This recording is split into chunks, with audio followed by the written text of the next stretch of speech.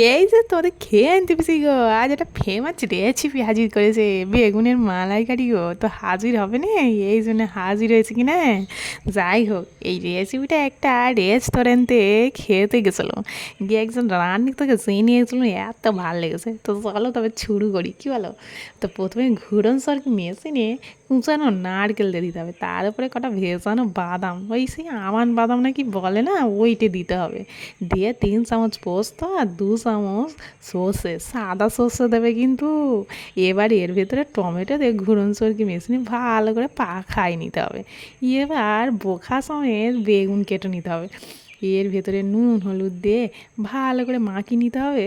এত সুন্দর করে মাখাবে যেন বেগুনগুলোর মধ্যে খুব ভালো করে নুন ঢুকে যায় বুঝলে। এবার কড়াইয়ে তেল দিয়ে এই বোখা সমেত বেগুনগুলো নান করে ভেজে নাও। বেগুন ভাজা হয়ে গেলে কড়াইয়ে সরষের তেল দেবে, সেই ভাজা তেল দিওনি কিন্তু, তেল নামিয়ে সরষের তেল দেবে। দিয়ে তার সাথে 5 ফোড়ন আর কটা চেরা লঙ্কা দিয়ে দাও, দিয়ে নাড়তে থাকে। তারপরে সেই পেস্ট মশলাটা দিয়ে এর ভেতরে একটু হলুদ দিয়ে নাড়াচাড়া করে ফুটতে দিতে হবে বুঝলে। ভালো করে ফুটে উঠলে এর মধ্যে এবার সেই ভেজে রাখা বেগুনটা দেবে। এই সেই নান করে যে বেগুনটা ভাজলে না, সেই বেগুনটা দেবে, দিয়ে আবার একটু নাড়াচাড়া করবে।